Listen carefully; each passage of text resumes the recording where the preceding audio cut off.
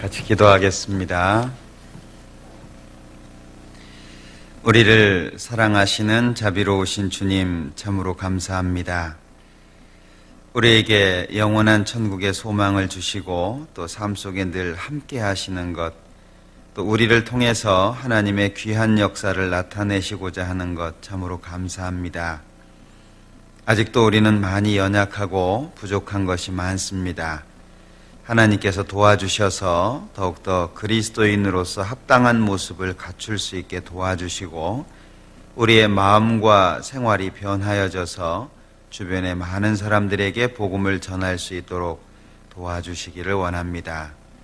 우리 가운데 경제적으로 또는 신앙적으로, 육신적으로 어려운 분들이 계시다면 일일이 기억해 주셔서 도와주시고 그 마음이 하나님 안에서 회복될 수 있도록 인도하시기를 원합니다. 오늘 주일을 맞이해서 주님의 이름으로 모이는 곳마다 함께 해주시고 또 말씀을 전하는 사람이나 듣는 사람들 모두가 하나님으로 인해 기쁨을 얻을 수 있도록 도와주시기를 원합니다. 해외 선교를 위해서 수고하시는 많은 분들이 계십니다. 일일이 기억해 주시고 있는 그곳에서 힘들지 않도록 또 심리적으로 위축되지 않도록 항상 위로해 주시고 도와주시기를 원합니다. 우리 각자의 삶이 하나님 앞에 언제든지 온전해질 수 있게 도와주시고 항상 주님을 향해 나아가는 발걸음이 될 수 있도록 도와주시기를 원합니다. 오늘 모든 시간 함께 해주시고 도와주옵소서. 예수님의 이름으로 기도합니다. 아멘. 시편 57편입니다.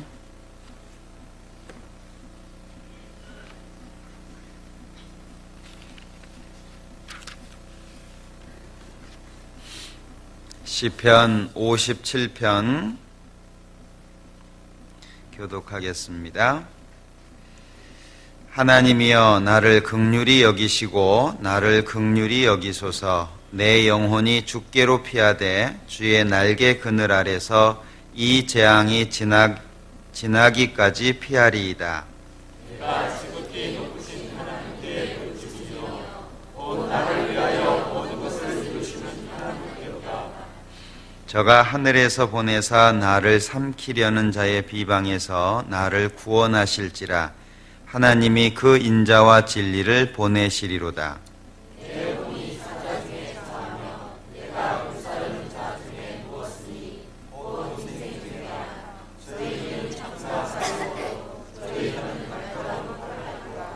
하나님이여 주는 하늘 위에 높이 들리시며 주의 영광은 온 세계 위에 높아지기를 원하나이다. 저희가 내 걸음을 장하고 그를 위하여 살리니 내 영혼이 없도다. 저희가 내 앞에 운명을 사사 스스로 고통에 받았도다. 하나님이여 내 마음이 확정되었고 내 마음이 확정되었사오니 내가 노래하고 내가 찬송하리이다. 내 영광아 일지어다. 이하야 수마하 일지어다. 내가 새벽을 깨우리로다. 주여 내가 만민 중에서 주께 감사하오며 열방 중에서 주를 찬송하리이다. 주의 인자는 커서 하늘에 비추고 주의 주시는 천상에 이르렀나이다. 같이 읽겠습니다. 하나님이여 주는 하늘 위에 높이 들리시며 주의 영광은 온 세계 위에 높아지기를 원하나이다. 찬양대 찬양해 주시겠습니다.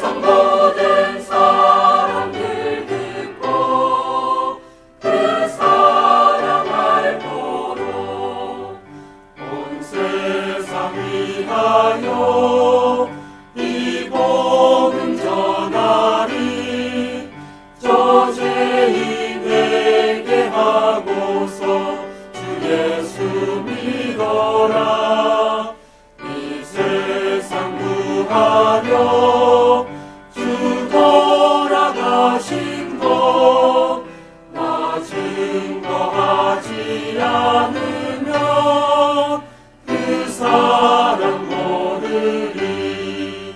선하고 대명이 매일 주님 되리라.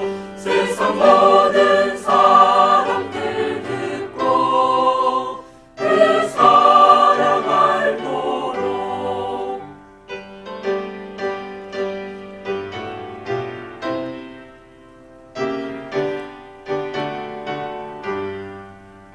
온 세상 위하여 주의 임하니 주 예수 이름 힘입어 이 복음 전하자. 먼 곳에 나가서 전하지 못해도 나 어느 곳에 있든지 그 기도 힘쓰리. 정하고 기도히 매일 주님 되리라. 세상 모든 사람들 듣고 그 사랑 알도록.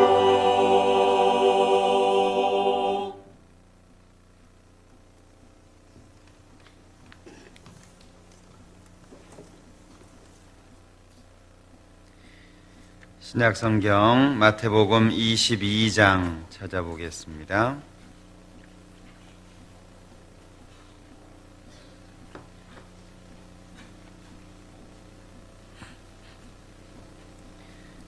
마태복음 22장 1절부터 보겠습니다.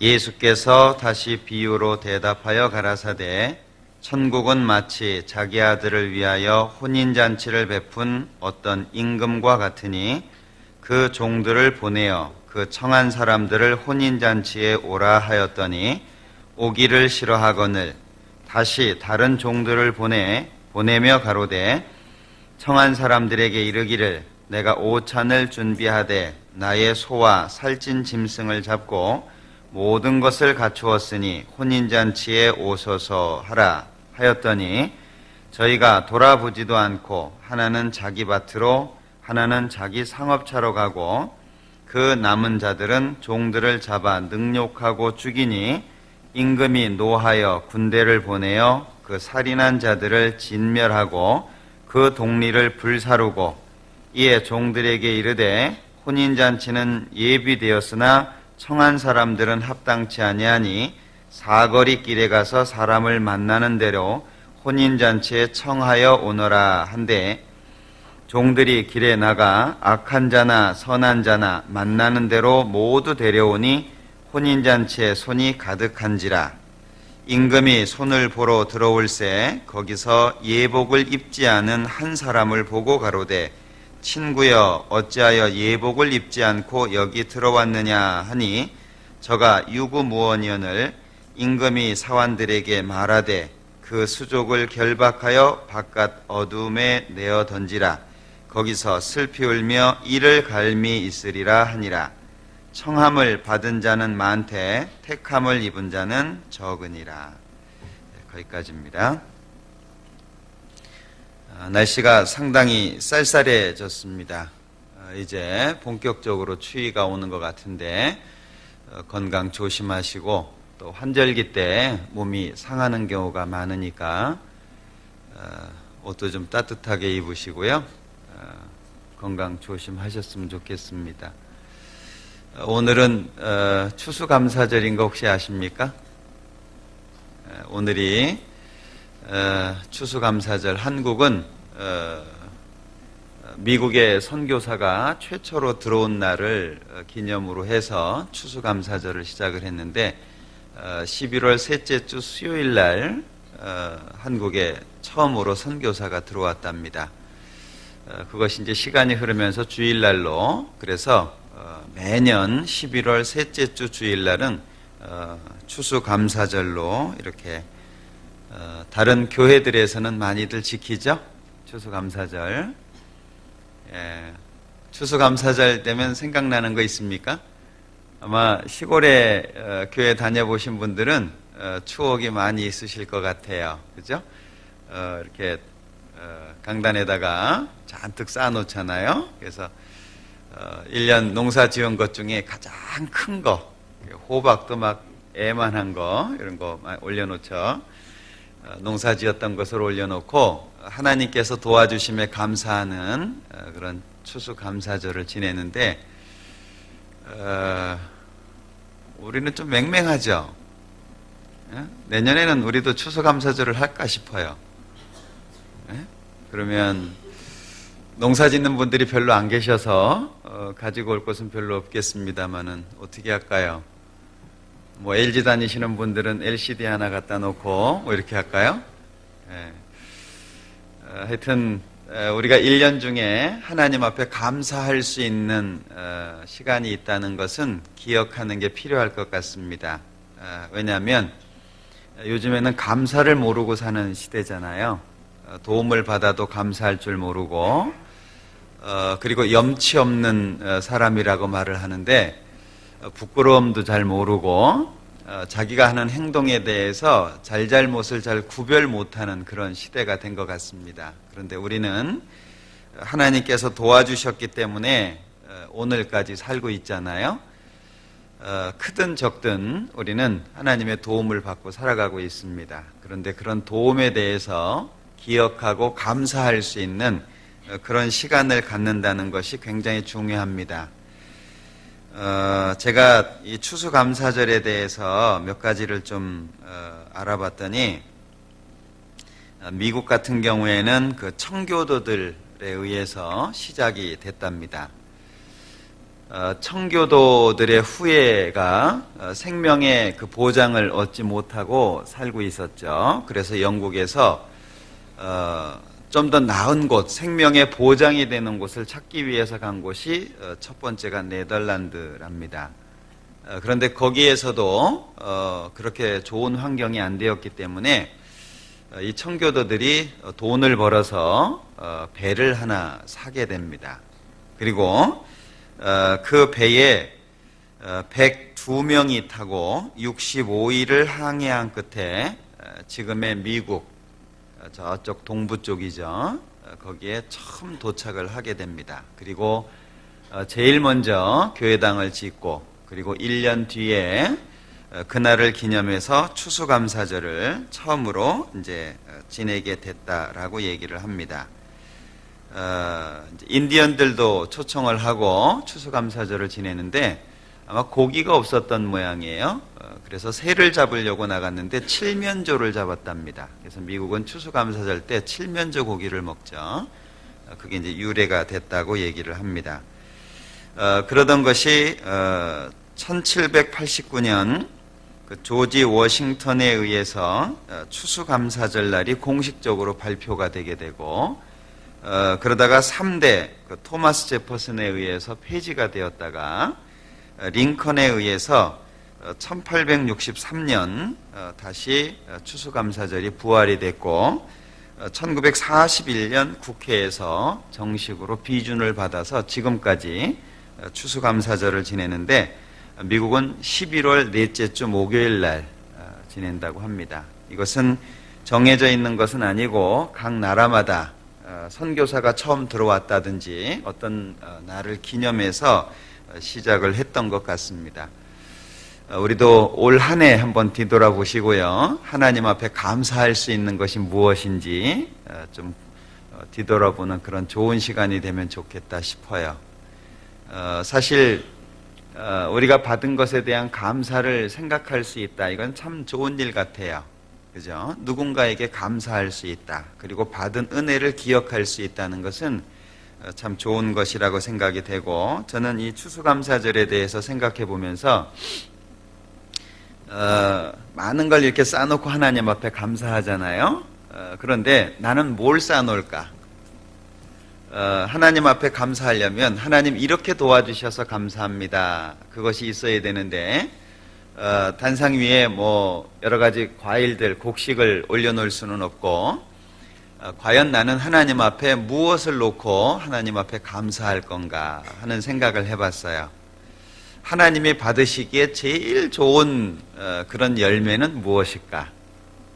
물론 우리의 변화된 삶도 있을 것이고, 또는 선을 행한 것도 있을 것이고, 그리고 알게 모르게 하나님의 뜻에 맞는 여러 가지 봉사, 헌신 뭐 많이 있을 수 있겠죠. 그런데 하나님이 가장 기뻐하시는 것은 이뤄진 영혼을 구원하는 것이다 라는 생각을 해봤어요. 영생에 이르는 열매, 그죠? 지금 죽으면 지옥에 갈 수밖에 없는 그 사람을 돌이켜서 천국으로 인도하는 그 일만큼 소중한 것은 없겠다, 그런 생각을 해봤습니다. 그래서 여기 마태복음 22장을 좀 찾아봤는데요. 여기에는 아들을 위해서 혼인잔치를 베푼 어떤 임금의 이야기가 나와 있는데, 이것이 실제 역사 속에서 그대로 우리에게 적용될 수 있는 내용들입니다. 왜냐하면 3절부터 6절까지는 유대인들에게 대해서 말씀하고 있는 것이고, 그 뒤에 9절부터 10절까지는 이방인들을 향해서 말씀을 하고 있는 겁니다. 지금 3절부터 보면 종을 보냈지만 오기 싫어해서 다시 다른 종을 보냈죠. 그리고 4절 중간에 보면 나의 소와 살찐 짐승을 잡고 모든 것을 갖추었으니 혼인잔치에 오소서라고 초청을 하게 됩니다. 그런데 그 초청받은 사람들이 5절에 보면 돌아보지도 않고 자기 밭으로, 자기 상업차로, 그리고 남은 사람들은 종들을 잡아서 능욕하고 죽였다. 6절까지 그렇게 되어 있죠. 이스라엘 역사를 보면 어떻습니까? 하나님이 수많은 사람들을 보내셨습니다. 그 수많은 사람들 가운데 대부분은 많이 죽임을 당했죠. 마태복음 23장 가까운 데 있으니까 한번 찾아볼까요? 마태복음 23장 37절에 보면 같이 읽어보죠. 예루살렘아 예루살렘아 선지자들을 죽이고 네게 파송된 자들을 돌로 치는 자여, 암탉이 그 새끼를 날개 아래 모음같이 내가 네 자녀를 모으려 한 일이 몇 번이냐. 그러나 너희가 원치 아니하였도다. 이스라엘 백성들에게 꼭 연결이 됩니다. 왜 원치 않았을까? 오늘 아침에도 제가 신문 그 한쪽 구탱이에 그런 이야기가 기록되어 있는 걸 봤습니다. 왜 인간인가? 라는 제목의 책이 요즘에 나왔는데요. 한번 기회가 되면 읽어보시면 좋을 것 같아요. 왜 인간인가? 사람하고 짐승하고 다른 점이 무엇인가? 이제 그런 것들을 쭉 이렇게 설득력 있게 정리해 놓은 책입니다. 구원받은 사람이 쓴 건 아니고요. 일반인 같은데 그 전문가가 쓴 책이기 때문에 읽어보시면 도움이 되겠다 싶은데, 거기에서 이제 질문을 던지는 것이 사람이 침팬지와 데이트를 할 수 있을까? 라는 질문을 던집니다. 사람이 침팬지와 데이트를 할 수 있을까? 어떻게 생각되십니까? 어떤 사람들은 짐승이 변해서 사람 됐다 그러고, 사람 조상은 원숭이라 그러고, 또 심지어 어떤 사람은, 특히 우리나라 사람들은 곰이라고도 얘기를 하는데, 그죠? 과연 원숭이하고 사람하고 데이트를 할 수 있을까? 그분의 결론은 아니다라고 하는 겁니다. 참 이상한 것은 사람은 태어날 때 충분한 공간의 하드웨어는 갖고 태어난다는 거예요. 그러나 이제 소프트웨어가 없죠. 그 소프트웨어는 살아가는 가운데에 자신이 만들어가는 겁니다. 세계에서 그 3분의 1의 노벨상을 받은 이스라엘 사람들, 실질적으로 IQ는 낮습니다. 그거 아십니까? 세계에서 머리 제일 좋은 사람, 그럼 누가 이스라엘 사람들 얘기하던데, 실제 그러지 않아요. 세계에서 IQ가 제일 높은 사람들은 홍콩 사람들입니다. 두 번째가 한국이에요. 대단하죠?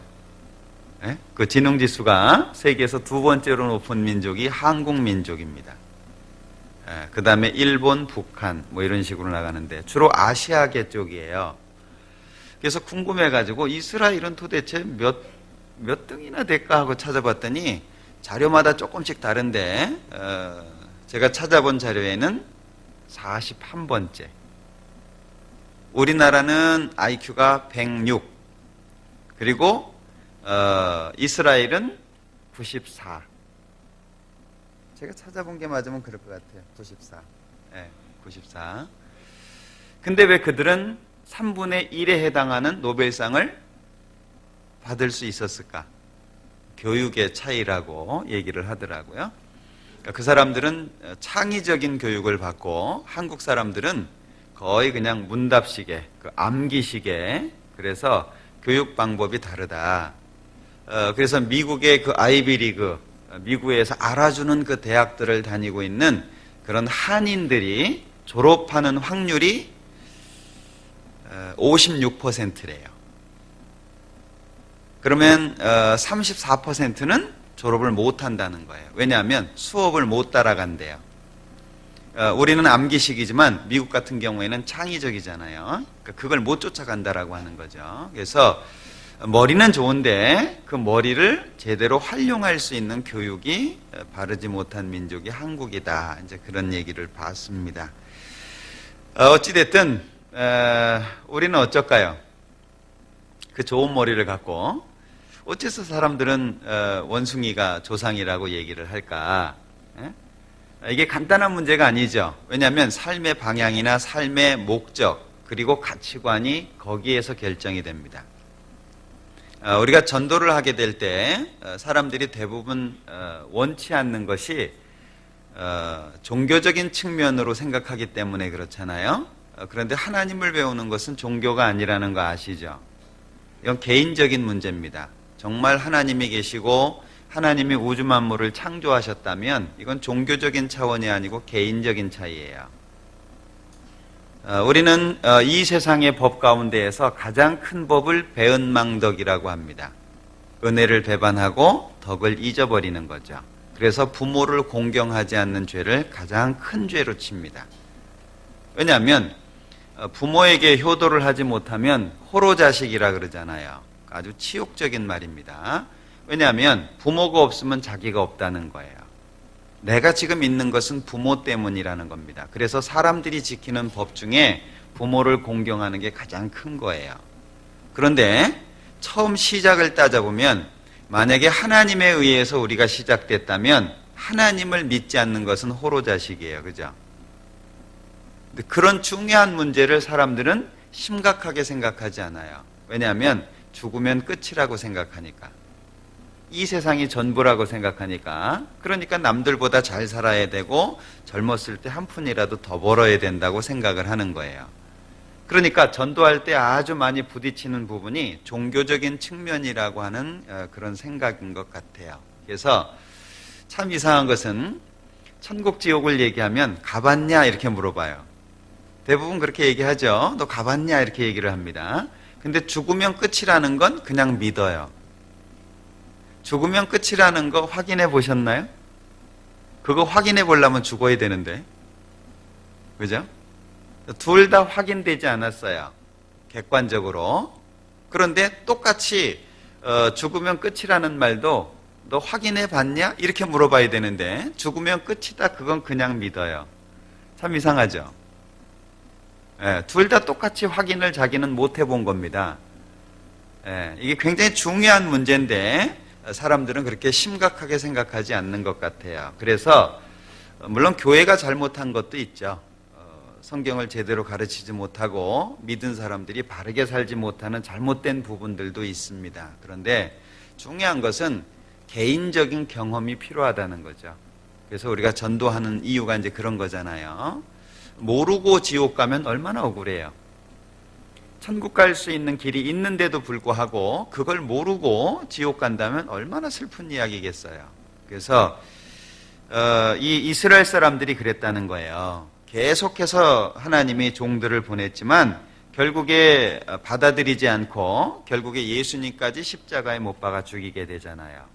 그러니까 임금이 한 일이 뭐죠? 7절에 임금이 노하여 군대를 보내어 그 살인한 자들을 진멸하고 그 동리를 불사르고 이스라엘의 심판입니다. 결국에 이스라엘이 엄청난 심판을 받았잖아요. 그리고 이스라엘의 심판 이후에 이어진 것은 이스라엘에게 주어졌던 하나님의 복음이 이방인들에게 전해진 거죠. 그래서 8절 이후에 보면 사거리 길에 가서 아무나 데리고 와라. 선한 사람이든 악한 사람이든 아무나 데리고 와라. 이것은 지금 우리 시대에 이방인들에게 주어진 하나님의 특별한 은혜입니다. 자, 그것이 사거리 길에 가서 아무나 데리고 오지만 조건은 딱 한 가지예요. 조건이 뭐였죠? 예복을 입는 겁니다. 자기의 옷을 벗고 예복을 입는 거죠. 그런데 예복을 입지 않아서 이 한 사람은 쫓겨나게 됩니다. 바깥 어두운데 지옥으로 쫓겨나게 됩니다. 그러면서 마지막 14절에 아주 묘한 말씀을 하셨어요. 청함을 받은 사람은 많되 택함을 입은 사람은 적으니라. 청함을 받은 사람은 많지만 택함을 입은 사람은 적다. 오늘 이 마태복음 22장을 중심으로 해서 좀 생각을 해보려고 합니다. 자, 우리는 이방인이죠. 이스라엘을 제외한 모든 나라 사람들은 이방인이잖아요. 이방인들을 위해서 하나님께서 아주 위대한 사도를 한 사람 준비를 하셨습니다. 잘 아시죠? 바울 사도입니다. 정말 우리는 이 바울 사도한테 감사해야 될 것 같아요. 왜냐하면 이 바울 사도는 이방인의 사도로 따로 이렇게 구별이 된 사람입니다. 그런데 이 바울 사도가 한 내용 중에 이런 얘기가 있어요. 사도행전을 한번 볼까요? 사도행전 13장.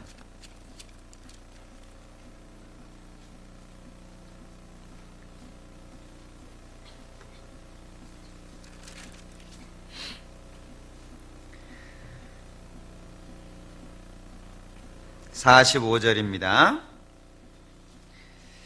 유대인들이 그 무리를 보고 시기가 가득하여 바울의 말한 것을 변박하고 비방하거늘 바울과 바나바가 담대히 말하여 가로되 하나님의 말씀을 마땅히 먼저 너희에게 전할 것이로되 너희가 버리고 영생 얻음에 합당치 않은 자로 자처하기로 우리가 이방인에게로 향하노라.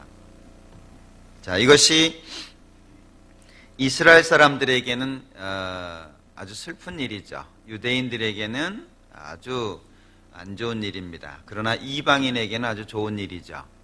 그런데 유대인들에게 마땅히 하나님의 말씀을 전해야 되는데 이방인에게로 간다. 이유가 뭐죠? 분명히 그 유대인들에게 복음을 전해야 되는데 유대인들에게 복음 전하는 것을 포기하고 이방인들에게 간다. 이렇게 말하고 있잖아요. 왜 그렇게 이야기하고 있는지를 먼저 생각해 봐야 될 것 같아요. 이유가 뭐죠? 버리고 영생 얻음에 합당치 않은 자로 자처하기로. 즉 주어진 하나님의 복음을 받아들이지 않는 그들 때문에, 그 마음 때문에 결국에 이방인들에게 복음이 전해진다는 거예요. 자, 한번 생각해 보죠. 이 세상에 있는 모든 사람들에게는 복음의 기회가 다 있습니다. 특히 구원받은 가족을 함께 갖고 있다는 건 대단한 축복입니다. 그 집안에 구원받은 사람이 한 사람도 없다. 그건 저주잖아요. 그런데 어찌됐든 뭐 동생이 됐든 형이 됐든 누나가 됐든 뭐 부모가 됐든 사촌이 됐든 어쨌든 구원받은 가족이 있다는 건 축복입니다. 특히 구원받은 부모 밑에 태어난 자녀들은 정말 축복이라고 말할 수 있겠죠. 그런데 문제는 부모님이 구원받았기 때문에 자녀가 구원받는 건 아니라는 거예요. 만약에 둘 다 구원받은 부모 밑에서 태어난 자녀가 구원받지 못하고 지옥에 갔다면 하나님 앞에 심판은 훨씬 더 클 거예요. 국가적으로도 하나님을 믿기 좋은 환경과 하나님을 믿기 어려운 환경이 있을 거예요. 아마 둘 다 지옥에 갔다면 훨씬 더 큰 심판은 좋은 환경 속에 있었던 사람일 겁니다. 누구에게나 이 구원의 기회가 주어집니다. 그러나 항상 주어지는 것은 아니라는 거예요. 왜냐하면 유대인들이 이 하나님의 복음을 받아들이기를 거부했기 때문에 그것으로 인해서 이방인들, 즉 우리에게 복음이 주어진 겁니다. 그것을 설명한 것이 로마서 10장 11장이에요. 로마서 10장을 한번 보죠.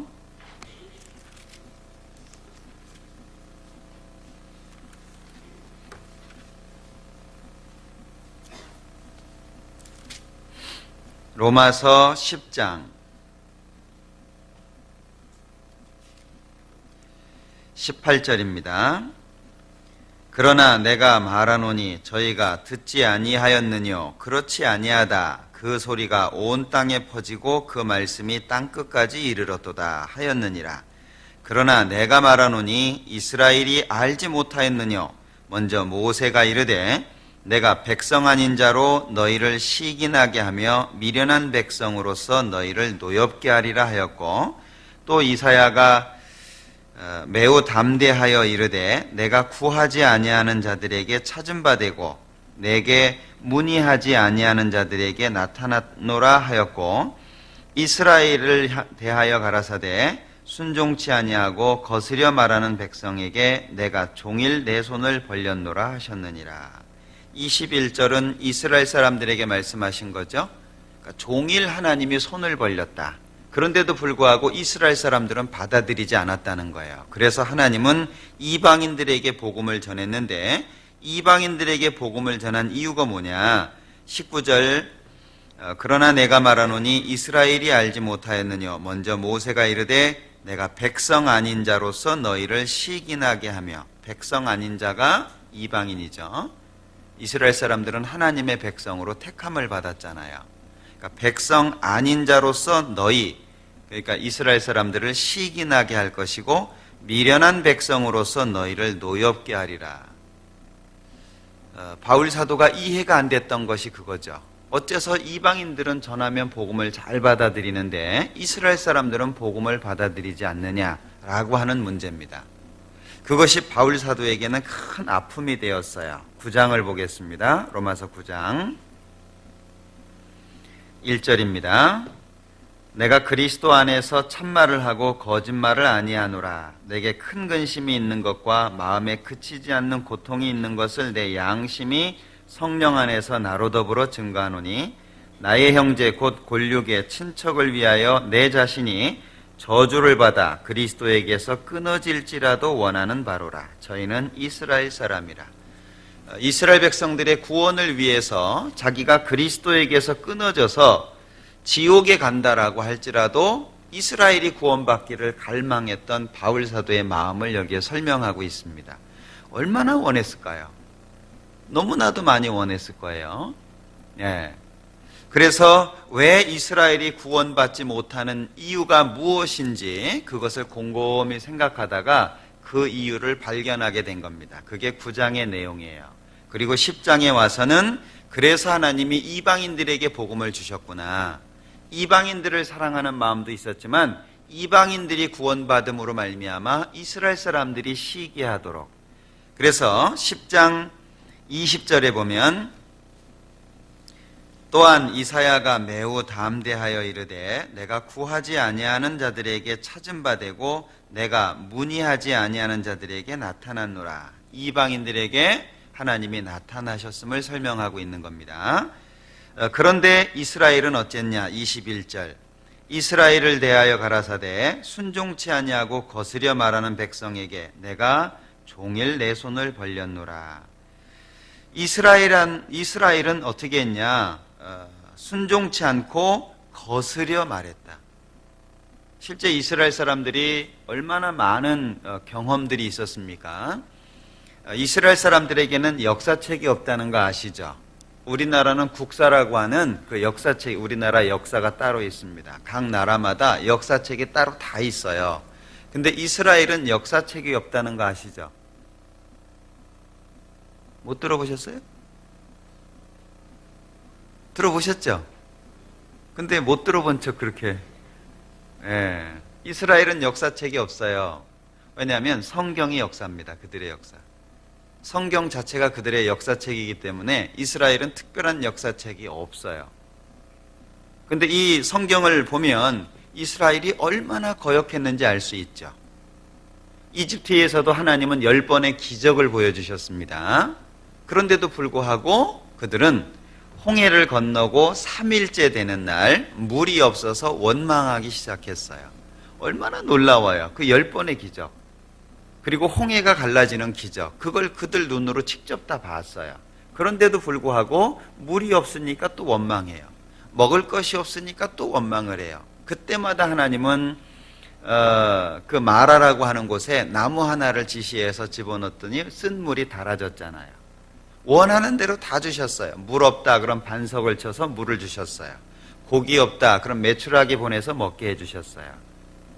너무 힘드니까 낮에는 구름 기둥을 주셨어요. 구름을 주셔서 그늘지게 해주신 거죠.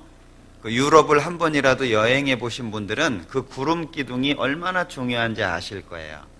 왜냐하면 유럽 같은 경우에는 햇빛을 직접 받으면 따갑습니다. 그늘 안에 있으면 시원해요. 땅 속에 들어가면 서늘하거든요. 그러니까 이 그늘이 없으면 살 수 없어요. 특히 광야 같은 경우에는 구름 기둥이 있음으로 인해서 그늘이 지어졌죠. 밤에는 또 너무 추워요. 그러니까 하나님이 불 기둥을 주셨잖아요. 그들이 원하는 대로 정말 다 해주셨습니다. 그럼에도 불구하고 그들은 또다시 거역을 했어요. 그게 이스라엘 민족의 역사입니다. 그걸 지금 말하고 있는 거예요. 종일 내 손을 벌렸다. 그런데 진실되이 하나님을 믿는 사람이 별로 없었던 거예요. 60만이나 되는 이스라엘 사람들이 가나안 땅의 약속, 그 꿈을 가지고 출애굽을 하게 됩니다. 그 60만 명이나 되는 사람 중에 가나안 땅에 들어간 사람은 딱 2사람이에요. 그리고 나머지 60만은 광야에서 출생한 사람들이에요. 그러니까 2세대가 들어갔지 1세대는 2사람밖에 못 들어갔어요. 이유가 뭐죠? 순종치 않는 거예요. 하나님이 아무리 주시려고 해도 받는 그들의 마음에 하나님이 없는 거죠. 그러니까 결국에 종일 손을 벌렸지만 그들은 하나님을 돌아보지 않았다는 거예요. 그래서 11장으로 넘어가면 11절에 한번 볼까요? 11절. 그러므로 내가 말하노니 저희가 넘어지기까지 실족하였느뇨 그럴 수 없느니라. 저희의 넘어짐으로 구원이 이방인에게 이르러 이스라엘로 시기나게 함이니라. 바울 사도가 깨달은 것이 이거예요. 어째서 이방인들은 구원을 잘 받고 이스라엘 사람들은 구원을 못 받을까? 그 마음이 강팍한 거죠. 그 강팍한 마음을 깨치기 위해서 하나님은 이방인들을 많이 구원받게 하심으로 말미암아서 이스라엘 사람들로 하여금 시기나게 하셨다는 거예요. 그것이 뒤에 나오는 감람나무의 비유로 이어지고 있는 겁니다. 13절. 내가 이방인인 너희에게 말하노라. 내가 이방인의 사도인 만큼 내 직분을 영광스럽게 여기노니 이는 혹 내 골육을 아무쪼록 시기케 하여 저희 중에서 얼마를 구원하려 함이라. 이방인의 구원이 이스라엘로 시기나게 한다. 이제 그런 얘기죠. 그래서 17절에 보면 또한 가지 얼마가 꺾여졌는데 돌 감람나무인 네가 그들 중에 접붙임이 되어 참 감람나무 뿌리에 진액을 함께 받는 자 되었은즉.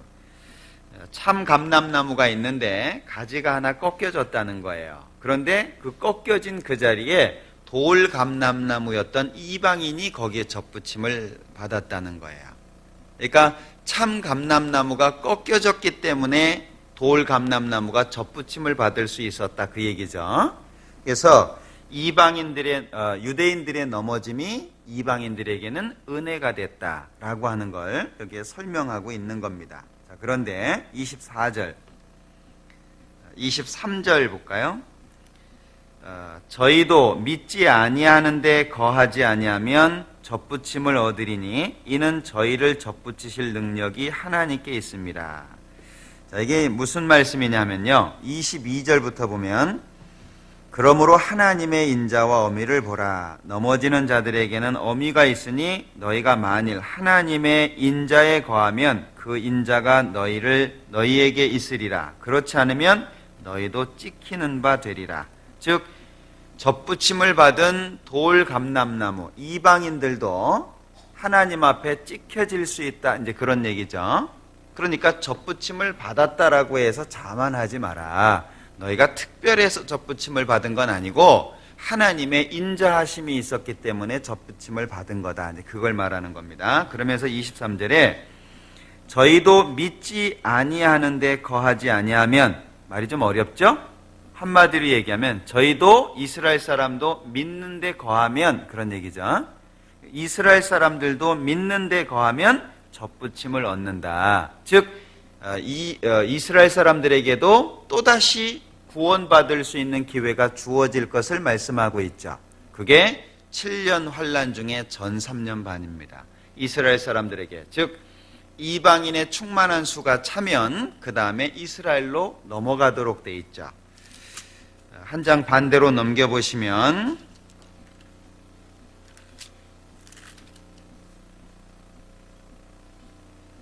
11장부터 볼까요? 11장 25절.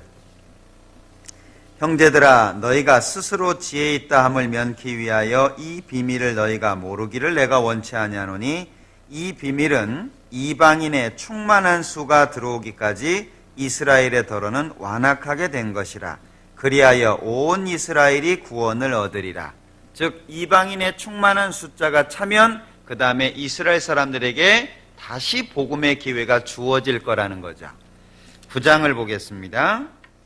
로마서 9장 27절. 또 이사야가 이스라엘에 관하여 외치되 이스라엘 뭇 자손의 수가 비록 바다의 모래 같을지라도 남은 자만 구원을 얻으리니 주께서 땅 위에서 그 말씀을 이루사 필하시고 끝내시리라 하셨느니라. 이스라엘 사람들 중에 구원받을 사람들이 구원받으면 역사 끝난다는 거예요. 이해되시죠? 그러니까 이방인의 충만한 숫자가 차죠. 그럼 이방인의 충만한 숫자는 왜 주어진 거예요? 이스라엘이 넘어짐으로 인해서 은혜로 주어졌다는 거예요. 그리고 이방인의 충만한 숫자가 차면 다시 이스라엘에게 복음의 기회가 주어지고 이스라엘이 구원을 받는 숫자가 차면 그러면 역사는 끝난다. 그걸 말씀하고 있어요. 자, 그래서 여기 11장에 로마서 11장에 23절 저희도 믿지 아니하는데 거하지 아니하면 접붙임을 얻으리니, 이게 참 중요한 말씀이라고 생각이 들어요. 자, 우리는 이미 접붙임을 받은 사람들입니다. 물론 돌감람나무였지만 참감람나무에 접붙임을 받았습니다. 그렇다면 우리도 계속해서 하나님의 인자하심 안에 있어야 된다는 거예요. 우리가 하나님의 마음을 이해해야 되고 하나님의 뜻을 이해해야 되는 것은 바로 이 때문이라고 할 수 있습니다. 하나님은 이 세상의 역사가 오래가는 걸 원치 않으세요. 그게 목적이 아니에요. 하나님은 첫째 날 빛을 만드시고 그 빛을 보시기에 좋았더라 그러셨어요. 생각해 보셨습니까? 한번 마음속에 묵상해 보세요. 아이가 엄마 뱃속에 딱 생겼어요. 예? 정상적인 부부라면 행복이 더 크게 시작된 거예요. 그 아이가 점점 커가면서 엄마 아빠는 너무 좋아하겠죠. 그 아이가 뱃속에 있는 것만 부모는 원하지 않을 거예요. 그죠? 예, 나오지 마라. 하여튼 너 70년 80년 뱃속에 있어라. 그거 원치 않을 거잖아요. 그 아이가 태어나면 또 다른 기쁨이 주어져요. 그 아이를 바라보면서 좋았더라 생각해 보셨습니까?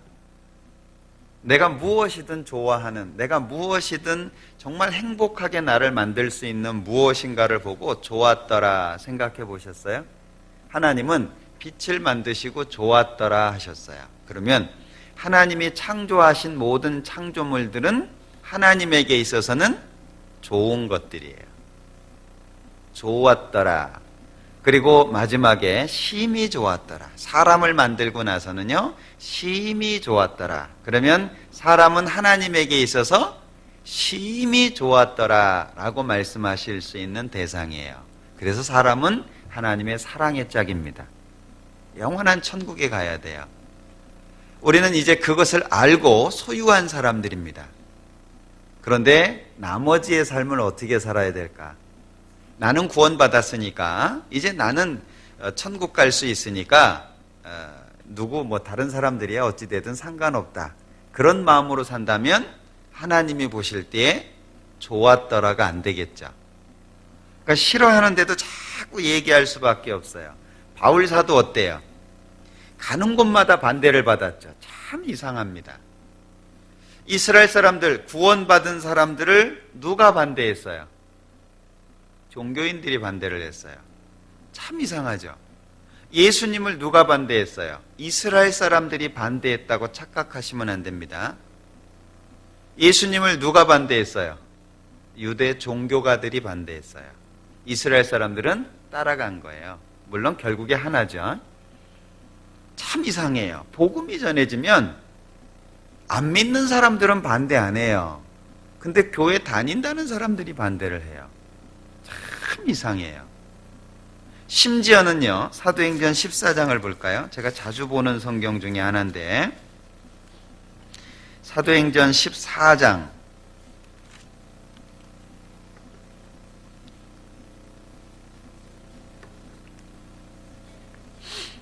19절입니다.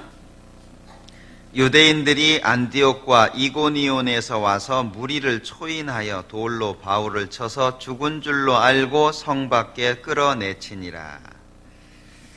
유대인들이 안디옥과 이고니온에서 와서 그랬죠. 지금 여기는 8절에 나오는 루스드라입니다. 터키라고 하는 나라에 있는 지역입니다. 자, 루스드라에 있는데 유대인들이 안디옥과 이고니온에서 왔어요. 그러면 안디옥하고 루스드라는 70km 정도 거리가 있습니다. 그리고 루스드라하고 이고니온은 32km 정도의 거리가 있어요. 그런데 그 당시에 뭐가 있었겠어요? 제일 빠른 교통수단이 말이나 마차입니다. 아니면 걷거나 뛰어야 돼요. 얼마나 열심입니까? 대단한 열심이죠. 70km를요 사람들을 이끌고 간 거예요. 에? 참 대단하지 않습니까? 유대인들이 안디옥과 이고니온에서 와서 무리를 초인하여, 얼마나 대단합니까? 바울을 돌로 치려고 70km를 간 거예요. 얼마나 대단한 열심이에요. 참 이상한 것은 진리가 전해지는 그 자리에 진리를 대적하는 세력이 있거든요. 그런데 그 진리를 대적하는 세력이 하나님을 믿는다는 사람들이에요. 참 이상해요. 사도행전 28장 볼까요?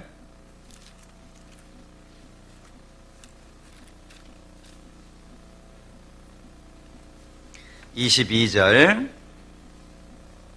이에 우리가 너의 사상이 어떠한가 듣고자 하노니 이 파에 대하여는 어디서든지 반대를 받는 줄 우리가 알미라 하더라. 이 파는 어디서든지 반대를 당한대요. 그래서 이 바울 사도가 심판을 받을 때에 이 바울 사도 보고 한 얘기가요, 이 사람은 연병이라 그랬어요.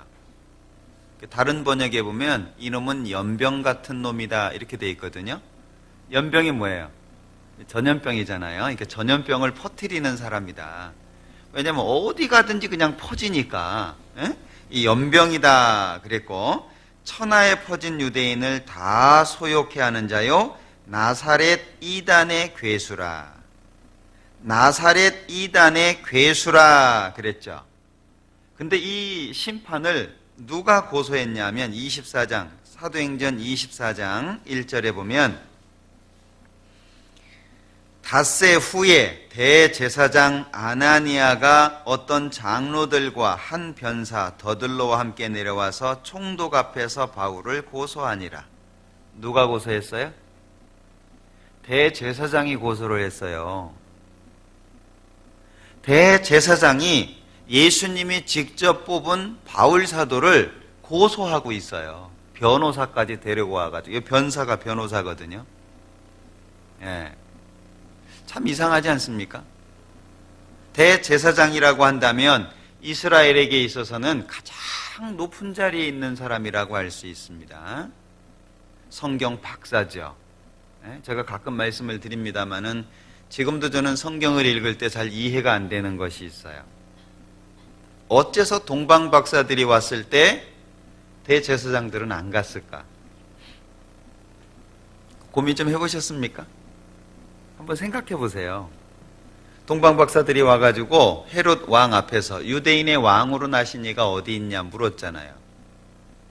그러니까 헤롯이 깜짝 놀래가지고 대제사장들, 성경 박사들 불렀죠. 어디서 태어나냐? 예, 베들레헴입니다. 얘기는 할 수 있었어요. 그런데 왜 아무도 예수님 만나러 안 갔을까? 참 이상하지 않습니까? 베들레헴에서 태어난다고 얘기했는데 어째서 아무도 안 갔냐? 적어도 확인 정도는 해봐야 되지 않았을까? 안 믿는다 할지라도. 근데 그 예수님을 누가 만났습니까? 들에서 양을 치던 목자들이 만났어요. 그리고 멀리서 왔던 동방박사들이 만났습니다. 사람들은 쓸데없는 것에 관심이 있나 봐요. 동방박사가 몇 사람이냐 거기에 관심이 있는 것 같아요. 동방박사가 왔다는 것이 중요한데 동방박사가 몇 사람이냐? 3사람이래. 성경에 어디에 3사람이라고 돼 있어요? 몰라요 몇 사람인지. 예물을 3가지를 드렸기 때문에 3사람일 거다라고 추측하는 거지 3사람이라고 할 수 없어요. 근데 찬송가에도 동방박사 3사람 이렇게 나가거든요. 별 쓸데없는 거에 관심이 없어요. 동방박사 10명이 왔으면 어떻고 한 사람이 왔으면 어때요? 그건 아무 중요한 거 아니거든요. 문제는 예수님이 태어나셨다는 게 중요하잖아요. 예수님의 탄생일이 중요한가요? 예수님이 좀 있으면 12월 달 다가옵니다마는 12월 25일 날 예수님이 태어나셨다 라고 사람들 생각하고 그렇게 절기처럼 지키는데 예수님이 태어나신 날이 중요한가요? 예수님 태어나신 날 몰라도 상관없어요. 고요한 날, 고요한 밤, 거룩한 밤 뭐 그렇게 나가죠. 제 핸드폰 소리도 그 찬송인데 전 그 전화 이렇게 벨이 울릴 때마다 아주 고약한 밤, 거북한 밤, 제일 죄가 많은 날. 참 이상하죠. 예수님이 태어난 날이 뭐가 중요해요? 예수님이 태어나셨다는 사실이 중요한 거잖아요. 근데 문제는 예수님이 태어나셨다는 사실은 뒤로 던져버리고 예수님이 태어나신 날만 중요한 것처럼 생각하는 것 같아요. 예수님이 부활하신 날 중요하지 않아요. 부활절 지키고 난리 법석이잖아요. 예수님이 부활하신 날이 뭐 중요해요? 예수님이 부활하셨다는 게 중요한 거죠. 그리고 그 예수님이 태어난 것이 나와 관련이 있고 예수님이 부활하신 것 자체가 나와 관련이 있다는 게 중요한 거죠. 근데 그건 다 빼놔요. 그래 놓고 태어나신 날, 부활하신 날 자기하고 아무런 상관도 없는데 천국 가시겠어요? 아유 부족해서요. 지옥 가시겠네요? 아유 그 정도는 아니죠. 천국도 못 가고 지옥도 못 가고 그러는 사람이 날만 갔다가 그냥 난리치고 있어요. 뭐가 안 맞지 않아요? 신학교에 가면은요 신학생들이 늘 변론 일으키는 것이 바늘 위에 천사가 몇 명 올라갈까? 그거 고민하느라고 졸업하는 날이 가까운 것도 몰라요. 천사가 영적인 존재인데 바늘 위에 몇 명 올라갈까? 하나가 올라가든 10이 올라가든 그게 자기하고 뭔 상관이 있어요? 쓸데없는 거에 관심이 있어요. 마태복음 25장에도 열처녀의 비유가 중요한 게 뭐예요? 열처녀 비유의 목적이 뭐예요? 준비한 사람은 예수님을 맞이하고 준비하지 못한 사람은 맞이하지 못한다는 거예요. 근데 그건 온데간데 없고 열처녀가 이게 들러리냐 신부냐 관심사가요 이게 엉뚱한 데가 있어요. 아 이거 들러리야 아니야 이거 신부야. 야 신부가 그렇게 말하면 되냐? 어쨌든 신부야 아니야 들러리야. 그거 가지고 머리통 터지게 싸워요. 신부면 어떻고 들러리면 어때요? 상관없는 것에 마음 뺏기니까 엉뚱한 것이 정작 중요한 것처럼 사람들 마음에는 느껴지는 것 같아요. 여기 보셔요. 나사렛 이단의 괴수래요. 누가요? 지금 나사렛 이단의 괴수라고 누가 얘기하고 있는 거죠? 변호사 더들로가 얘기하고 있는 거예요. 누구의 사주를 받아서요? 대제사장 아나니아의 사주를 받아서. 참 기가 막히죠. 네, 지금도 똑같습니다. 갈라디아서를 한번 볼까요? 갈라디아서 4장 28절.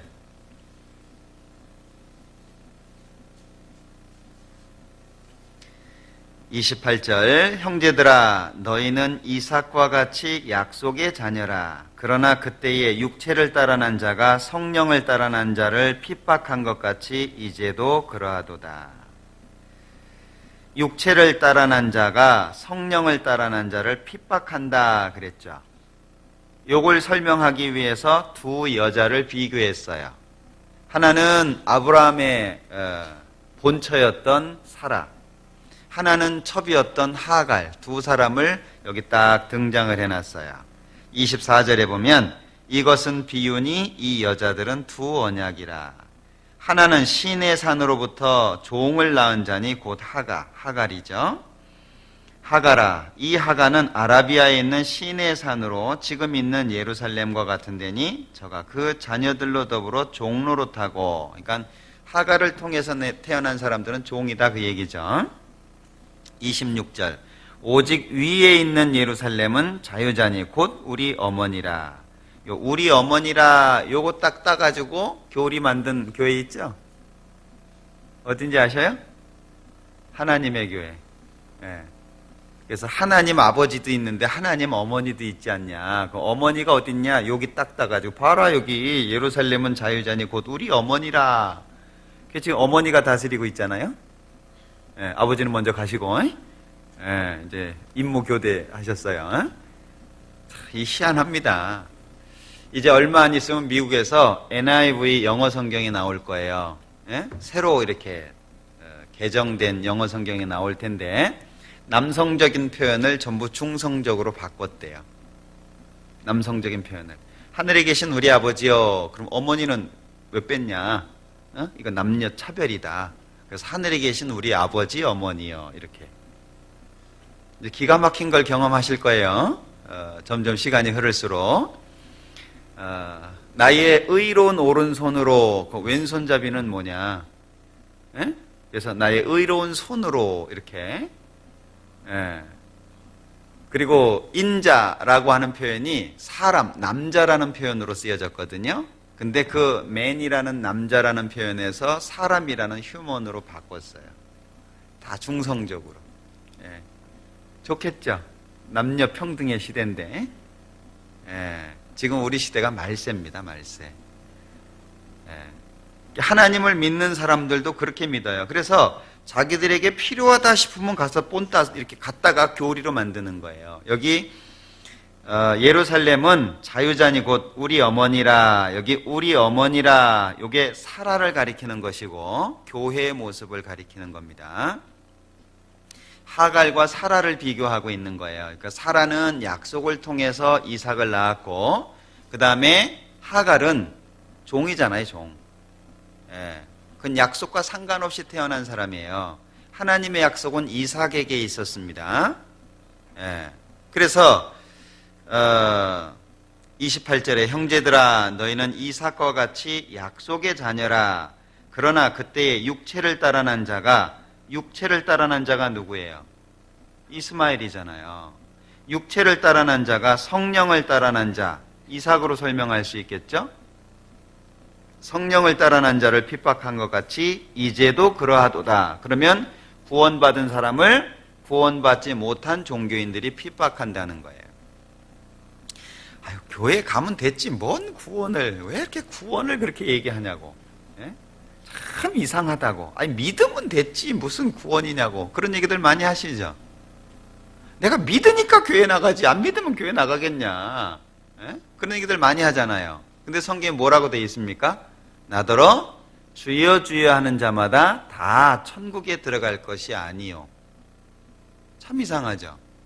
천국에 들어갈 것이요. 그러면 참 좋겠는데 다 들어갈 것이 아니요. 그랬잖아요. 이게 참 문제입니다. 예. 구원을 얻는 사람이 적습니까? 좁은 문으로 들어가기를 힘쓰라. 들어가기를 구하여도 못하는 자가 혹 있으리라? 많으리라. 우리는 이런 표현을 주의하셔서 보셔야 돼요.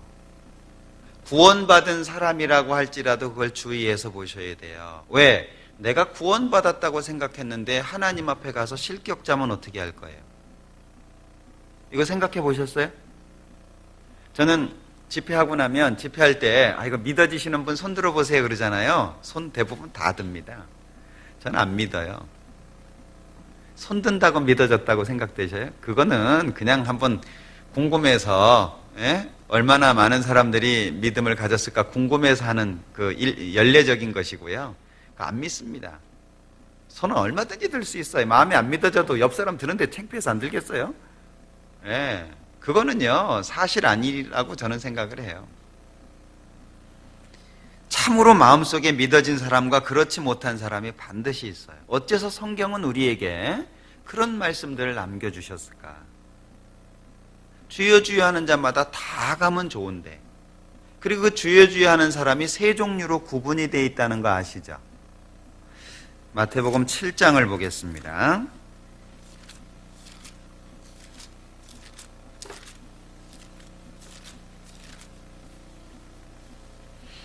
마태복음 7장 21절 나더러 주여 주여 하는 자마다 천국에 다 들어갈 것이 아니요 다만 하늘에 계신 내 아버지의 뜻대로 행하는 자라야 들어가리라.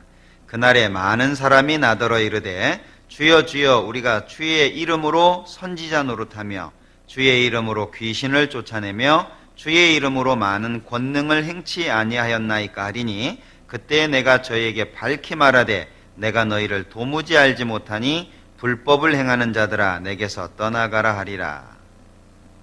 세 종류의 사람 다 못 들어갔죠. 혹시 이 중에 예수님의 이름으로 선지자 노릇하신 분, 선지자를 지금으로 얘기하면 목사, 전도사 이런 사람들 얘기할 수 있겠죠. 일반 교회는 강도사도 있어요. 강도사라고 들어보셨어요? 강도사. 그러니까 이제 사람들이 많아지니까 자꾸 이렇게 하나씩 더 만든 것 같아요. 원래 권사는 성경에 없습니다. 강도사도 성경에 없고, 성경에는 이제 전도하는 사람 또는 목사 이렇게 구분되어져 있습니다. 목사와 교사 이렇게 돼 있죠. 강도사는 없어요. 근데 하도 많아지니까 이제 자꾸 만드는 거예요. 권사도 성경에 없는 거 아시죠? 성경에는 집사하고 장로만 있습니다. 사람이 이제 많아지니까 자꾸 하나씩 이렇게 만드는 것 같아요. 자, 어찌됐든 선지자 노릇하며, 이 자리엔 별로 없으신 것 같아요. 주의 이름으로 귀신을 쫓아내며, 혹시 이런 경험 있으세요? 주 예수의 이름으로 명하노니 귀신아 물러가라. 해보셨습니까? 제가 서울에 있을 때인데요, 여자 전도사님이에요. 성경에는 여자는 전도사, 목사 될 수 없다는 거 아시죠? 그런데 여자 전도사님인데 그 집에 딱 들어가셔가지고 그분은 아주 눈이 좋은가 봐요. 아유, 이 집에 귀신이 많다고. 지금 귀신이 창문에도 걸터 앉아있고 여기저기에 귀신이 있다고. 그리고 그 주인 여자분한테 당신도 지금 귀신 들려있다고. 하여튼 집안을 발칵 뒤집어 놨어요. 그래가지고 막 성수라고.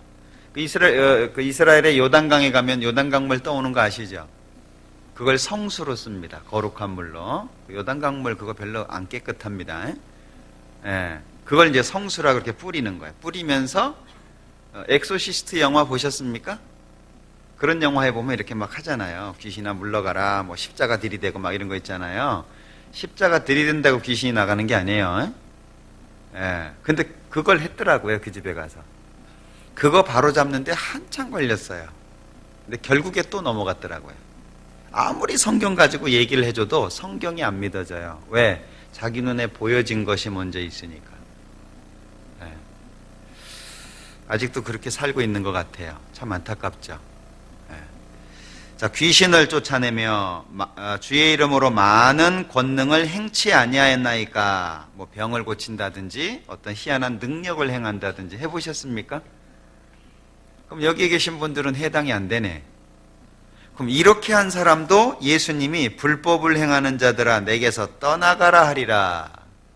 그럼 이거 행하지 못한 사람 말할 것도 없겠네요. 그죠? 어쩔 거예요? 그냥 죽자사다 매달릴 거예요? 바지가랑이 찢어지도록? 예수님 그 바지가 찢어지도록 붙잡고 늘어질 거예요? 하여튼 데려가 주시라고? 우리는요, 고린도후서 13장에 있는 말씀을 꼭 기억하고 많이 묵상하시는 게 필요해요. 고린도후서 13장.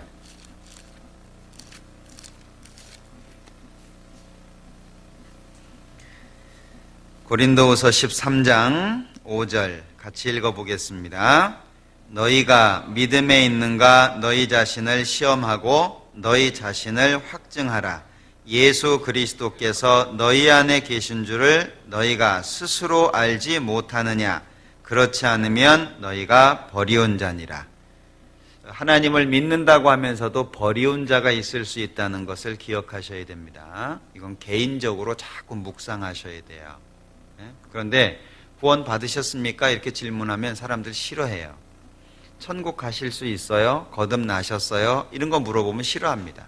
그냥 교회만 다니면 됐고 착하게 살면 됐지, 주일 잘 지키면 됐지, 뭐 그런 걸 묻냐고 그렇게 얘기를 해요. 몰라서 그래요. 반드시 구원 받으셔야 됩니다. 우리 교회 모든 분들이 구원받기를 참 사모하지만 혹시 하나님 오셨을 때 우리 교회 나오시는 분 중에 남아있는 분이 있을 수도 있다는 걸 기억하셔야 돼요. 전 그게 참 염려스러워요.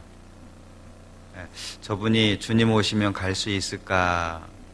예수님이 다시 오시면 저분이 천국에 갈 수 있을까? 염려스러운 분들이 보여요. 실제로 보입니다. 물론 이건 제가 판단할 수 있는 건 아니에요.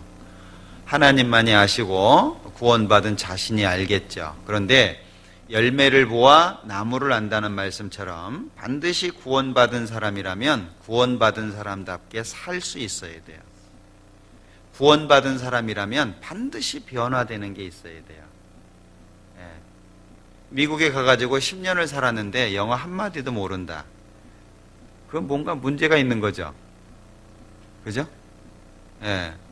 구원을 받았는데 구원받은 사람답게 살지 못한다. 그건요, 아주 치명적인 거예요.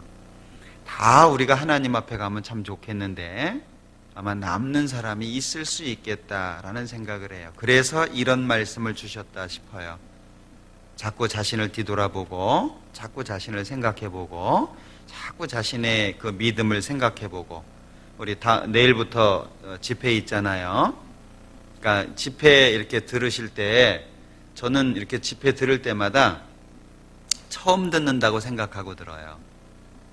처음 듣는다고 생각하고 수없이 집회도 해보고 또는 집회를 들어보고 그렇게 했지만 지금도 이렇게 집회를 들을 때는 저는 개인적으로 제 믿음을 체크해 가면서 듣습니다.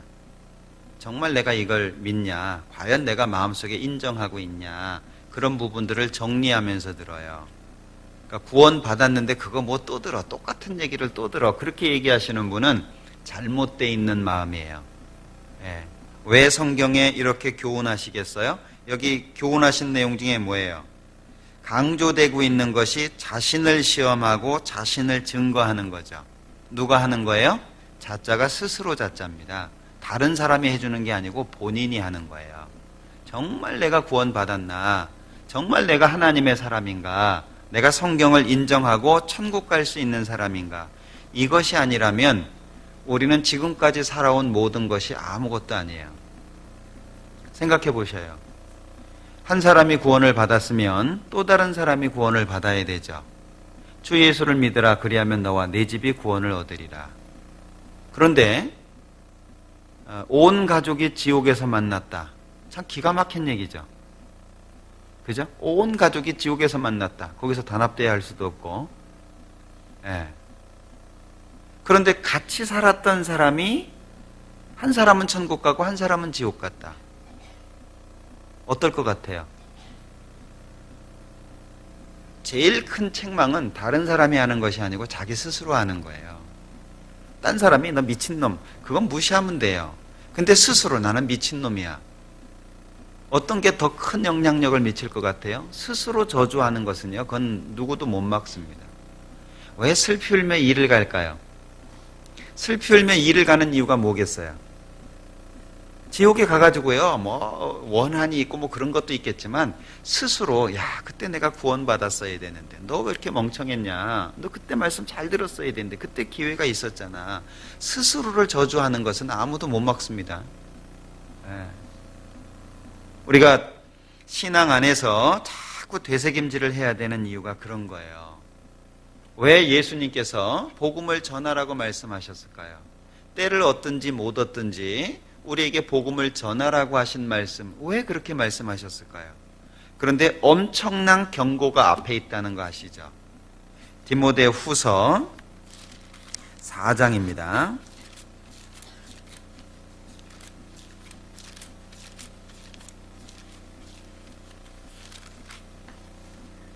디모데 후서 4장. 많은 분들이 그 2절을 많이 기억하시는 것 같아요. 2절. 너는 말씀을 전파하라. 때를 얻든지 못 얻든지 항상 힘쓰라. 이것만 많이 생각하시는 것 같은데 이것보다도요 1절 말씀이 너무 무서운 말씀이에요.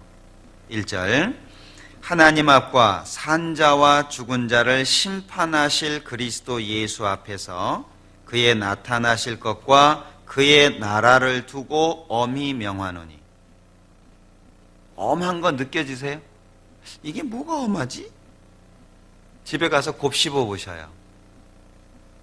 너는 말씀을 전파하라. 이것이요, 어떤 엄한 명령이 앞에 전제하냐면 하나님 앞과 산자와 죽은 자를 심판하실 그리스도 예수 앞에서, 즉 하나님과 예수님 앞에서 예수님의 나타나실 것과 그의 나라, 천국이죠. 그의 나라를 두고 엄히 명한다. 그러니까 말씀을 전파한다라고 하는 것은 하나님 앞에서 중요한 문제죠. 예수님 앞에서 중요한 문제죠. 거기에다가 또 뭐예요? 그의 나타나실 것, 예수님의 재림과도 아주 중요한 문제죠. 그리고 천국과도 연결되는 문제라는 거예요.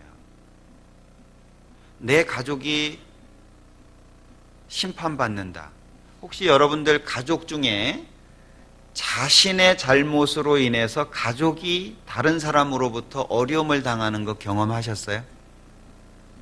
뭐 간단하게 얘기하면 나 때문에 내 모친이 다른 사람한테 구박을 받는다든지, 내가 잘못한 것으로 인해서 아버지가 딴 사람한테 뺨을 맞았다든지 경험해 보셨어요?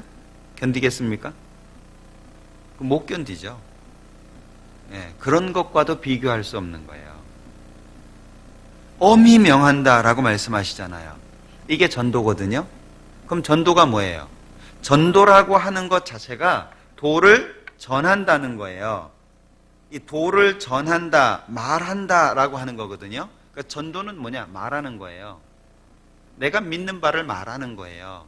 상대방이 듣든 안 듣든 내가 믿는 바를 말하는 게 전도예요. 전도는 특별한 시간이 아니에요.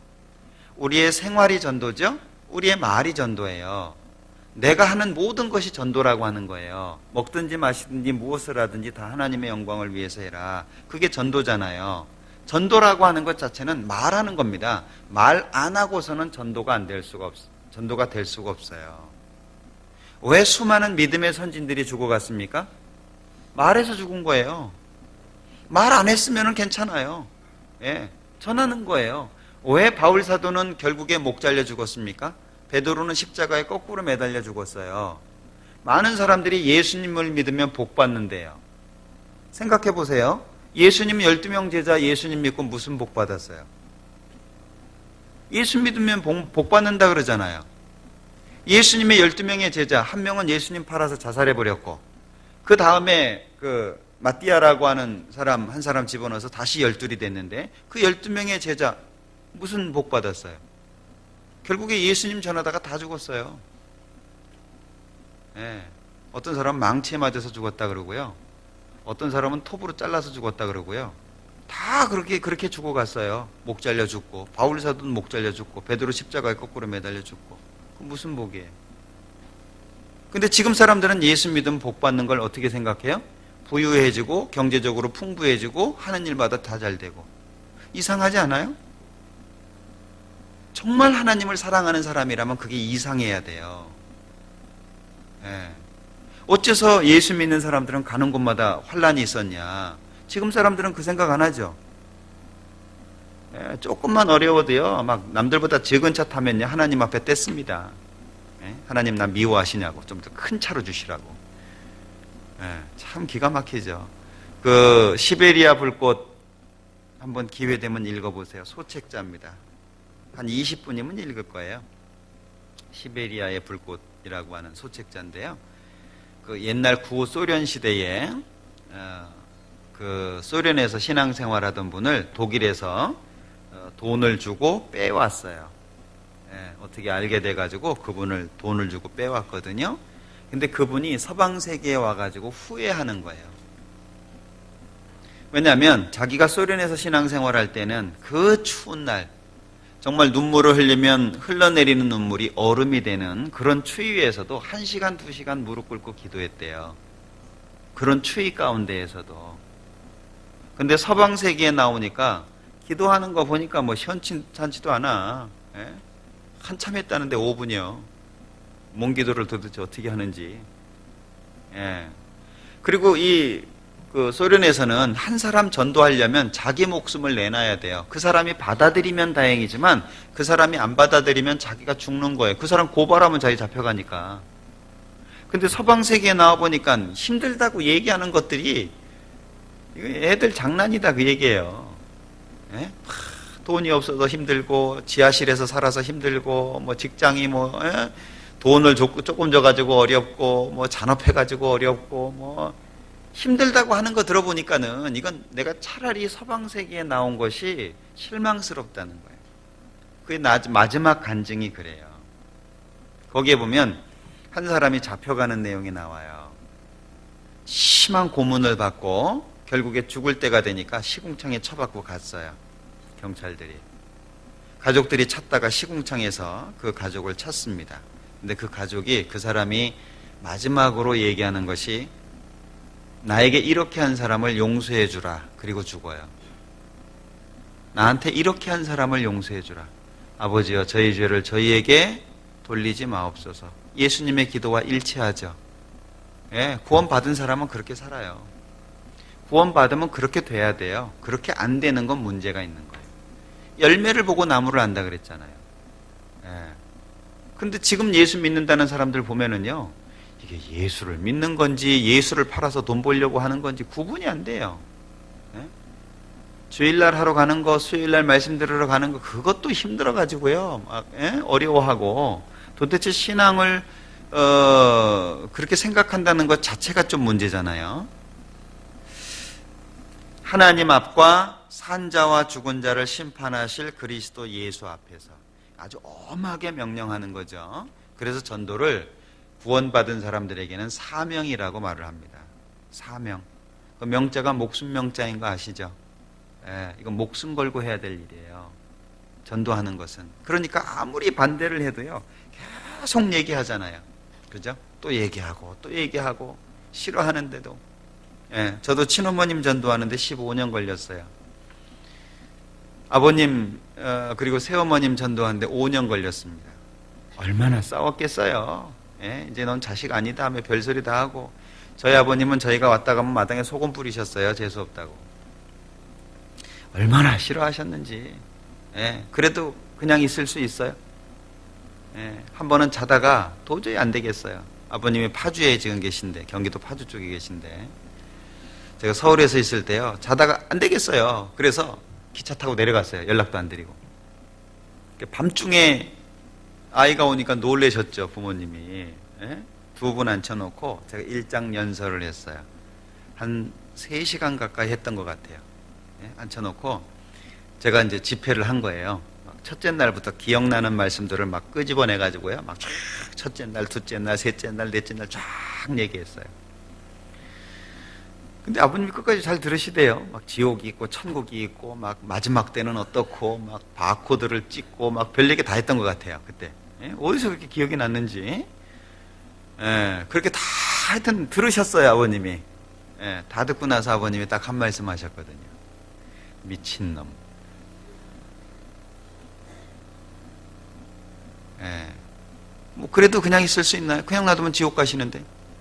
그걸 아는 사람이 어떻게 놔둘 수 있어요? 모른다면야 뭐 상관없죠. 근데 아는 사람이 어떻게 그냥 놔둘 수 있어요? 자기 부모가 지옥 가는데 그냥 놔둬요? 예, 자기 가족이 그냥 지옥 가는데 놔둬요? 가족을 싫어하는 사람이라면 가능해요.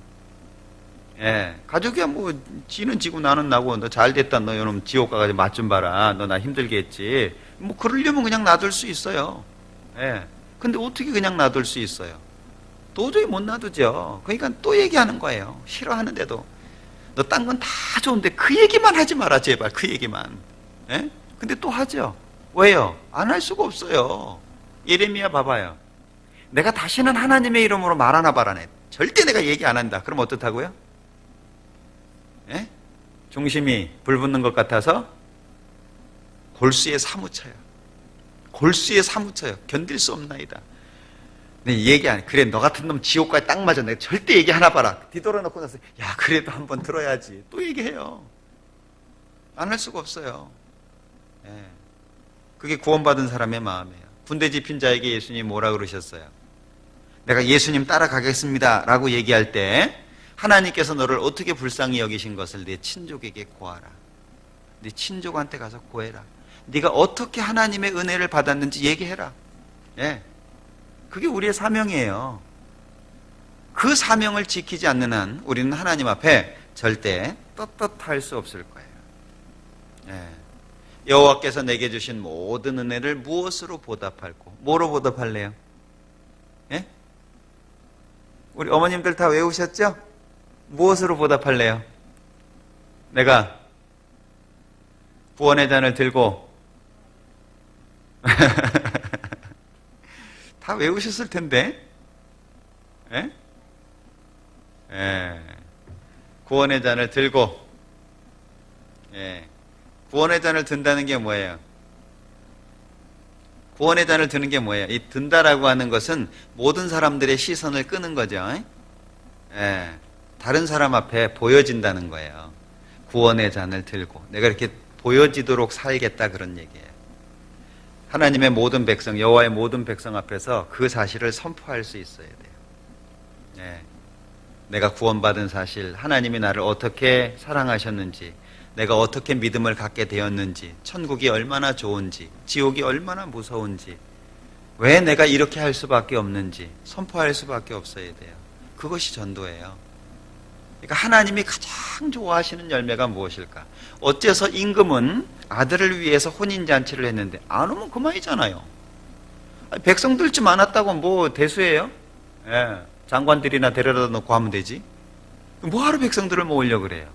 안 오니까 또 종들을 보내고 안 오니까 또 다른 종을 보내고. 예? 뭐하러 그렇게 하냐 그 얘기예요. 어째서 사거리 길에 가가지고 이 사람 저 사람 다 끌어모으냐. 왕이 아들을 위해서 잔치를 하는데 절름발이가 오고 김어거리가 오고 소경이 오고 안진뱅이가 오고 그러면 좋아요? 왕의 입장에서 좋겠어요? 예, 그건 보통 왕이 아니에요. 그걸 좋아한다면, 그죠? 이 임금은 하나님을 말하는 거잖아요. 하나님은 절름발이도 상관없고 뭐 소경도 상관없고 왜? 다 자기 백성이니까 다 초청하신 거예요. 청함을 받은 사람은 많은데 뭐가 적다고요? 택함을 받은 사람이 적다는 거예요. 이 세상 모든 사람들은 청함을 받은 사람이잖아요. 성경은 공개되어 있죠. 십자가는 높이 세워져 있죠. 모든 사람에게 선언되어진 거예요. 그런데 문제는 택함을 받는 사람이 적다는 거예요. 적어도 너무 적어요. 우리가 마지막 시대를 어떻게 살아야 되냐, 이 사실을 선포하면서 살아야 돼요. 이것이 우리의 사명이 돼야 돼요. 시편을 보겠습니다. 126편.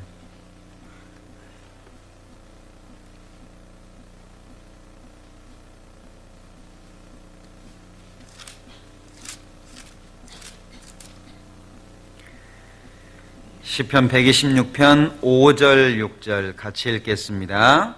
눈물을 흘리며 씨를 뿌리는 자는 기쁨으로 거두리로다. 울며 씨를 뿌리러 나가는 자는 정녕 기쁨으로 그 단을 가지고 돌아오리로다. 여기에서 중요한 것은 눈물입니다. 눈물. 씨를 뿌리는데 눈물 없으면 안 돼요. 정말 상대를 사랑한다는 걸 뭘로 보여줄 수 있을까요? 눈물로 보여줄 수 있어요. 그래서 가족을 위해서 많이 울고, 이웃을 위해서 많이 울고, 구원받지 못한 사람을 위해서 많이 울어야 돼요. 하나님 앞에 기도하시기 바랍니다. 하나님, 정말 이뤄진 자를 위해서 흘릴 수 있는 눈물을 나한테 주십시오. 기도하셔야 돼요. 많이 울어야 됩니다. 정말 눈물 없는 전도는 없어요. 왜? 사람의 마음을 움직이는 것은 눈물입니다. 구원받은 사람의 마음이 차가웠고 구원받은 사람의 마음이 냉정할수록 복음의 역사는 멀어진다는 걸 기억하셔야 돼요. 많이 울어야 돼요. 우리가 얼마를 살지 모르지만 그 사는 동안에 정말 많이 흘러야 돼요. 복음을 위해서 살지 못하는 사람은 눈물 흘릴 시간이 없어요. 눈물을 흘릴 시간이 없어요. 왜? 다른 사람의 사정이 보이지 않아요. 내 사정이 너무 크니까. 지금 내 일이 너무 급하니까 딴 사람의 일은 생각지도 못해요. 눈물을 흘린다는 것은 내 사정보다는 다른 사람의 사정을 생각한다는 거예요.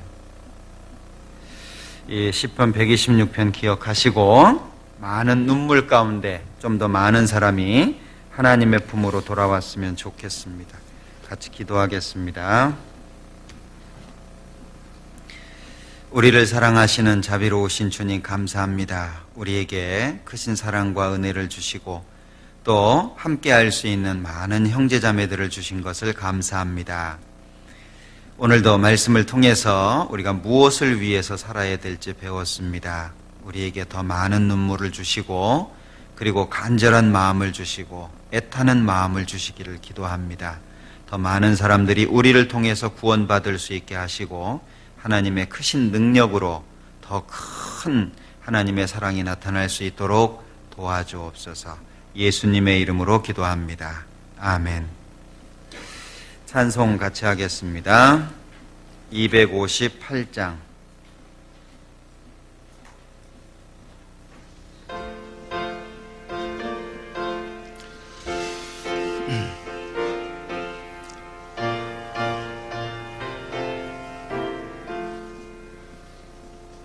물 건너 생명줄 던지어라. 누가 저 형제를 구원하랴. 우리의 가까운 형제이니 이 생명줄 누구가 던지려나. 생명줄 던져 생명줄 던져 물속에 빠져간다. 생명줄 던져 생명줄 던져 지금껏 던지어라. 빨리 생명줄 던지어라. 형제여 너 어찌 지체하나. 보아라 저 형제 빠져간다. 이구조선 타고서 속히 가라. 생명줄 던져 생명줄 던져 물속에 빠져간다. 생명줄 던져 생명줄 던져 지금 못 던지어라. 넣어서 생명줄 던지어라. 저 형제 지쳐서 허덕인다. 시험과 근심에 거센 풍파 저 형제를 휩쓸어 몰아간다. 생명줄 던져 생명줄 던져 물속에 빠져간다. 생명줄 던져 생명줄 던져 지금 못 던지어라. 위험한 풍파가 시진하고 건너편 언덕에 이르리니 형제여 너 어찌 지체하나. 오 생명줄 던져서 구원하라. 생명줄 던져 생명줄 던져 물속에 빠져간다. 생명줄 던져 생명줄 던져 지금 못 던지어라.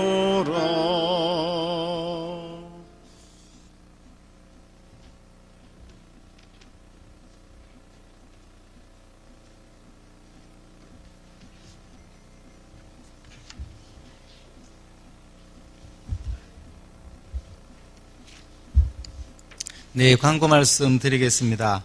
내일부터 올해 마지막 대전도 집회가 시작되겠습니다. 인도하시는 분 끝까지 인도하셔서 말씀 앞으로 나올 수 있으면 좋겠습니다.